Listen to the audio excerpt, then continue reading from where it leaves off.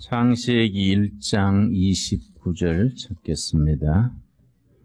하나님께서 사람을 하나님의 형상대로 지으시고 먹는 먹거리를 주셨습니다. 창세기 1장 29절에 성경에서 하나님이 맨 먼저 허락하신 먹거리가 나옵니다. 1장 29절 하나님이 이르시되 내가 온 지면에 씨 맺는 모든 채소와 씨 가진 열매 맺는 모든 나무를 너희에게 주노니 너희의 먹을 거리가 되리라. 하나님의 먹거리에 대한 말씀입니다. 내가 온 지면에 씨 맺는 모든 채소란 말이 성경 원문의 의미는 약초입니다. 약초. 그래서 킹 제임스 번역에서는 이 채소가 허브, 여러분 가운데 허브 나라, 약초 나라 이런 마을도 있지요. 약초를 너희들의 먹거리로 줬다. 그 본문의 의미가 그렇습니다. 내가 오늘 아침에 나가서 하나님이 우리에게 주신 풀을 몇 포기 뽑아왔습니다. 이건 여러분 잘 아시지요? 아주 길가에 흔해 빠진 쇠뜨기라는 풀입니다. 쇠뜨기라는 풀이 우리 당뇨의 성인병의 특효여서 몇 년 전에 텔레비에 한번 방영이 됐는데 2다단의 쇠뜨기가 동이 나버렸습니다. 사람들이 산으로 들로 다 다니면서 이걸 캐내라고. 우리 이 등산로 돌면은요, 지천에 깔린 거의 쇠뜨기지요. 하나님께서 우리들에게 약초를 주셔서 건강하게 그렇게 살게 하셨다는 겁니다. 여러분, 이건 보입니까? 이거는 그 아주 소도 먹지 않는 풀입니다. 엉겅퀴입니다. 이 가시가 듬성듬성 나서 이건 뭐 아주 참 사람도 피해서 가지요. 근데 엉겅퀴가 간경화증의 특효약이어서 내가 한 20년 전에 독일을 갔더니 한 제약회사에서 내가 한국서 온 줄 알고 나한테 일부러 만나자 그래서 만났습니다. 한국산 엉겅퀴를 자기들이 수입하고 싶다. 그래서 엉겅퀴를 왜 수입하느냐 그랬더니 자기 회사에서 엉겅퀴에서 간경화증 약을 만들어서 400만 마르크 수출을 한대요. 1년에. 그런데 각 나라의 엉겅퀴를 조사를 해보니 메이드 인 코리아, 한국산 엉겅퀴가 세계에서 약효가 제일이라고 한국서 엉겅퀴를 수입을 하자 그러길래 내가 남양만 두레마을 농촌에 있을 때니까 그거는 쉬울 것 같다고.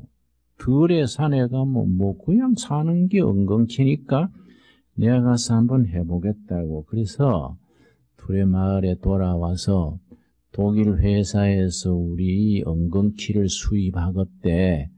그러니까 얼마나 좋냐. 경제 자립도 되고 외화도 벌고 좋지 않느냐. 그랬더니 우리 식구들이 목사님 그거 안 됩니다. 왜 안 되냐? 그랬더니 산에 들에 웃자다가 한 포기씩 나 있는데 그거 다니면서 어떻게 찾습니까? 그래서 야, 이 사람아 머리를 좀 써라. 머리는 폼으로 달고 다니냐? 머리가 뭐 장식품이냐? 엉겅퀴 씨바다다가 황무지에 뿌려놓으면 그게 엉겅퀴 밭이 되지 않냐? 응? 쑥을 뿌리면 쑥밭이 되고 엉겅퀴 뿌리면 엉겅퀴 밭이 되는데 그래가지고 수출하는 거이지 산으로 들러 엉겅퀴 캐러 다니겠냐? 내가 그래 뭐라 그랬습니다. 여러분 우리가 하나님께서 성경에도 우리에게 약초를 주셨다고 했는데 우리가 이것을 잘 활용하지 못하고 우리가 정말 그냥 지천에 그냥 우리가 무시하지요. 이건 우리가 뭐 잘 아는 고추지요. 우리 저 대덕단지에 있는 연구원들이 고추에서 무슨 성분을 뽑아내냐면은 마취제를 여기서 뽑아냈습니다. 기존 마취제의 20배 효과가 있는 마취제를 고추에서 뽑아서 이걸 국제 특허를 내놨습니다. 그러니까 하나님께서 풀 한 포기, 곤충 한 마리에 하나님이 인간을 위해서 그런 걸 베풀어 두셨는데 우리가 너무 허투루 보지요. 나는 학생들한테 뭐 법과대학만 가려고 하지 말고 무슨 졸업해봐야 취직도 안 되는데 가가지고 그렇게 빈둥빈둥 하지 말고 무슨 식물학과, 곤충학과, 화학과 하나님이 지으신 자연을 연구해가지고 그 속에서 정말 나라도 부강하게 하고 사람들에게 건강하게 하고 자기도 창빛을 보는 그런 일에 좀 나가라. 이걸 권하지요. 우리는 너무요. 법대 이런 데만 자꾸 가지요. 그래서 이런들 우리가 고쳐야 됩니다. 우리가 나이 들어가지고 그냥 기침 콜록콜록 하고 다니지 말고 나이 들어가 이런 산에 모여가지고 이런 하나님이 주신 풀 키우고 곤충 키우고 여러분 세례 요한의 음식이 뭐랬습니까? 마태복음 3장 3절 한번 찾아보겠습니다. 세례 요한이 뭘 먹고 살았지요? 여러분 기억나시지요? 마태복음 3장 4절 말씀. 이 요한은 낙타털 옷을 입고 허리에 가죽띠를 띠고 그 다음 뭡니까? 음식은 메뚜기와 석청이었더라. 메뚜기, 석청은 벌꿀이지요. 벌꿀을 석청이라 그럽니다. 벌꿀도 곤충이지요. 여러분 메뚜기 잡아먹고 꿀 따먹고 석청이 광야에서 세례 요한이 그렇게 살았다는 얘기입니다. 그런 전통이 언제부터 생겼느냐 하면은 사무엘상 19장입니다. 사무엘상 19장. 사무엘 선지가 노후에 고향으로 내려갔습니다. 라마라는 고향입니다. 고향에 내려가서 아주 노후를 보람있게 보냈습니다. 사무엘상 19장입니다. 우리가 하나님이 창조 세계를 연구하고 개발하고 이걸 사람들에게 건강과 행복을 위해서 우리가 투자를 해야 되는데 그러질 못합니다. 사무엘상 19장 18절 말씀. 다윗이 도피하여 사울왕이 자꾸 다윗을 죽이려 그러니까 도망을 다니다가 어디로 갔느냐 하면은 라마로 가서, 라마는 누구의 고향입니까? 사무엘의 고향입니다. 아주 두메 산골입니다. 라마로 가서 사무엘에게로 나아가서 사울이 자기에게 행한 일을 다 전하였고 다윗과 사무엘이 어디로 가서 살았지요? 나이옷드라 그래서 공동체입니다. 농촌에서 젊은 사람, 늙은 사람이 다 같이 모여서 한 솥에 밥 먹고 낮에는 같이 일하고 밤에는 같이 기도하고 이 시대를 향한 하나님의 뜻을 함께 묻는 공동체를 나요시라 그럽니다. 라마에 있는 공동체라고 라마나요시라 그러지요. 그래서 19절 말씀, 사무엘상 19장 19절. 어떤 사람이 사울에게 전하여 이르되 다윗이 라마나요스에 있더이다. 그것도 정보원이 있어가지고 다윗이 도망다니다가 사무엘의 라마나요스 두메 산골 공동체에 있는 것을 신고를 했었습니다. 이런 말씀 읽으면서 사무엘이 나이 많아가지고 손자들 재롱이나 보고 노후에 낚시나 하고 장기나 뜨고 그래 살지 않고 자기 두메 산골 고향에 내려가서 공동체를 세운 겁니다. 젊은이들을 모아가지고 낮에는 같이 일하고 밤에는 같이 기도하고 백성과 교회가 나갈 길을 같이 찾고 그런 공동체를 이루었습니다. 그 공동체에서 이스라엘 역사에 두 계통의 인물이 배출됐습니다. 첫째는 메시아닉 폴리틱스 그럽니다. 메시아적인 정치, 하나님의 뜻을 정치를 통해서 펼치자는 걸 메시아닉 폴리틱스라 그럽니다. 다윗, 느헤미야, 솔로몬 이런 사람들이 거기서 배출된 계통이지요. 두 번째는 이스라엘 역사에 면면이 흐르는 예언자 운동입니다. 엘리야, 이사야, 예레미야, 아모스, 호세아 그 계통이 세례 요한까지 내려갔습니다. 그 공동체에서 영적인 예언자들, 정치적인 정치가들 두 흐름이 이렇게 인재들을 배출을 했습니다. 그런데 그 사람들이 산속에 모여가지고 그 이스라엘 땅이 척박하지요. 그 뭘로 자립을 했느냐? 거기서부터 그 사람들의 음식이 곤충 메뚜기 잡아먹고 산에 꿀 따먹고 그 전통이 세례 요한까지 갔습니다. 우리 정부에서 우리 농수산부에서 2주 전에 우리 곤충 식량화를 발표를 했습니다. 앞으로 곤충을 식량화하겠다. 그래서 신문에 크게 조선일보도 났더라고요.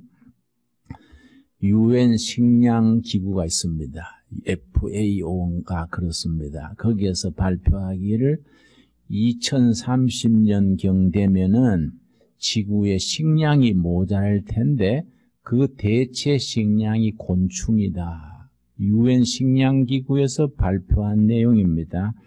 여러분 지난해 그 설국열차란 영화 보셨습니까? 설국열차. 그거 보면요. 한국에서 만든 영화가 세계적으로 흥행에 성공했었는데 설국열차의 그 사람들의 식량이 곤충입니다. 메뚜기 갈아가지고 그 메뚜기 스테이크를 해먹는 그 식량으로 나옵니다. 여러분 하나님께서 노아 언약에서 아주 중요한 언약을 맺으셨습니다. 오늘의 본문 말씀 창세기 9장 하나님이 노아와 언약을 맺으셨습니다. 구약 성경에 4가지 언약이 나오는데 우리들의 신앙은 언약 신앙이지요. 옛날 언약이 구약, 새 언약이 신약, 우리 언약 신앙입니다. 그런데 구약에서 4가지 언약이 나오는데 첫 번째 언약이 노아 언약입니다. 말로 된 계약이라고 언약이라 그럽니다. 하나님의 말씀으로 된 계약, 언약이지요. 우리 신앙은 언약 신앙입니다. 그래서 옛 언약, 구약, 새 언약, 신약 그렇게 언약 신앙인데 구약에 몇 가지 언약이 나온다고요? 4가지. 첫째가 노아 언약, 둘째가 아브라함 언약, 세 번째가 모세 언약, 4번째 다윗 언약. 이렇게 언약이 나와서 그 언약이 누구한테 완성되느냐? 신약에 가서 예수님이 십자가에 피 흘려 죽으심으로 언약의 피라. 그렇게 마태복음 26장 28절에 나옵니다. 예수님이 십자가에 피 흘려 돌아가신 것이 언약의 완성이라고 예수님이 그렇게 말씀하셨습니다. 그 언약 신앙의 출발이 노아 언약에서부터 시작되는데 우리가 한 가지 잘 모르고 넘어가는 게 있습니다. 창세기 9장 8절 말씀. 하나님이 노아와 그와 함께한 아들들에게 말씀하여 이르시되 내가 내 언약을 너희와 너희 후손과 너희와 함께한 모든 뭡니까? 모든 생물 곧 너희와 함께한 새와 가축과 땅의 모든 생물에게 세우리니 방주에서 나오는 모든 것 곧 땅의 모든 짐승에게니라. 노아 언약의 특징이 뭐냐? 하나님과 사람 사이에 노아 가족들 사이에만 맺어진 게 아니라 모든 생물, 풀, 곤충, 벌레, 산짐승 모든 살아있는 생명체를 하나님이 지켜주시고 이제 홍수로 심판하지 않겠다. 그렇게 언약을 맺으시고 언약의 증거로 뭐를 보여줬습니까? 13절입니다. 13절 말씀. 내가 내 무지개를 구름 속에 두었나니 이것이 나와 세상 사이의 언약의 증거니라. 무지개로서 노아 언약의 증거로 보여주셨다고 기록이 되어 있습니다. 그러니까 여러분, 신학의 흐름이 바뀌고 있습니다. 500년 동안 신학이 내려오던 흐름이 500년 만에 바뀌는 겁니다. 1517년 마르틴 루터가 9월 31일에 교회는 이렇게 변해야 된다. 95개 조항을 독일 자기가 있는 수도원 게시판에 붙였습니다. 그래서 종교개혁이 시작된 거이죠. 1517년입니다. 그 뒤로 이제 500년 되려면 3년 남았지요. 500년 만에 신학의 흐름이 바뀌는 겁니다.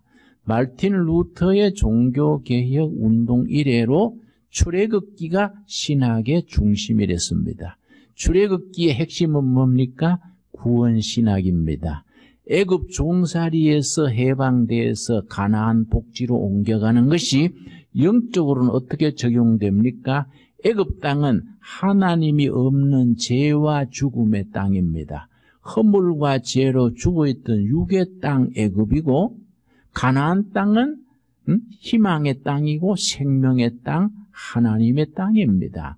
그래서 출애굽기의 기본 주제가 구원입니다. 구원. 이스라엘 백성들이 430년 종살이에서 구원받아서 가나안 땅으로 들어간 자체가 구원 모티브인데, 거의 500년간 신학의 중심에 있었는데 20세기 중반 넘어서면서 21세기로 들어오면서 환경이 파괴되고 지구 공동체가 병들고 사람들이 옛날에 없던 정신병, 피부병, 아토피 뭐 이런 자꾸 새로운 병에 시달리고 하니까 신학의 흐름이 출애굽기에서 창세기로 바뀌어지는 겁니다. 창조신학 그럽니다. 구원신학에서 창조신학으로 하나님이 지으신 창조세계를 어떻게 잘 보존하고 어떻게 잘 관리하고 하나님의 뜻을 이 지구 공동체 안에서 풀 한 포기, 나무 한 그루, 곤충 한 마리 다 하나님이 지으신 소중한 창조세계다 이거지요. 이 노아 언약이 그 중심에 있는 겁니다. 그래서 우리가 이 골짜기에서 얼마나 소중합니까? 나는요, 이 동두천에서 이렇게 나이 들어서 새로 시작하는 것이 생각할수록 감사하고요, 신바람이 나요. 나는 하루 한 바퀴씩 돌지 않습니까? 이 풀 한 포기, 꽃 하나, 벌레 한 마리를 봐도요, 그렇게 참 마음에 흡족합니다. 영국의 워즈워스라는 아주 자연 시인이 있었는데, 그분이 쓴 시에 뭐가 있느냐 하면은, 길가에 이름 없는 풀 한 포기를 보면 하나님의 모습을 보게 된다. 워즈워스의 시에 나오는 겁니다. 길가의 풀 한 포기에서 하나님의 창조 섭리를 보게 되고 하나님의 모습을 보게 된다는 겁니다. 하나님의 창조 역사가 없이 저런 풀 한 포기가 나올 수 없다 이게요. 이 시인의 그 영적 감수성이지요. 우리는 영적으로 사는 사람들 아닙니까? 벌레 곤충 한 마리를 봐도, 풀 한 포기를 봐도, 꽃 한 송이를 봐도, 거기서 하나님의 섭리, 하나님의 뜻을 읽고 감사할 수 있는 영적인 분별이 있게 되기를 바랍니다. 그래서 우리가 사람과 땅, 풀, 하나님은 이 공동체지요. 이 삼박자, 하나님과 땅과 사람은 삼위일체로 서로 유기적인 공동체를 이룹니다. 창세기 2장 보겠습니다. 창세기 2장 4절에 보면은 창조 이야기가 나오는데 창조 이야기 중에서 창세기 2장 4절 말씀, 이것이 천지가 창조될 때에 하늘과 땅의 내력이니 여호와 하나님이 땅과 하늘을 만드시던 날에 여호와 하나님이 땅에 비를 내리지 아니하셨고, 땅이 나오지요? 땅은 히브리 원문으로 아다마입니다. 아다마. 히브리 말로 아다마. 땅입니다. 땅 아다마에 비를 내리지 아니하셨고, 땅을 갈 누가 없었습니까?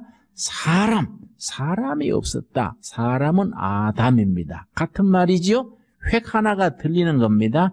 땅은 아다마, 땅에 사람은 아담. 그런데 땅을 경작할 사람, 아다마를 경작할 아담, 사람이 없었으므로 들에는 초목이 아직 없었고 밭에는 채소가 나지 아니하셨으며, 이 채소가 원문의 의미는 뭐라고요? 약초. 하나님이 우리 건강을 지켜주시고 우리를 하여금 행복하게 살게 해주셔서 주시려고 약속한 그런 약초들이 아직 없었다는 겁니다. 그런데 이 본문 말씀을 바꾸어서 해석하면 무슨 의미가 되느냐 하면은, 하나님이 땅을 지으시고 그 땅에서 초목과 약초, 채소가 나기를 원하셨는데, 하나님이 직접 가꾼 게 아니라 사람을 통해서 가꾸시기로 했다는 겁니다. 그래서 하나님이 아담아 땅에 채소가, 약초가 나기를 원하셨지만은 아담 사람이 없으니까 아직 이루어지지 못했다는 겁니다.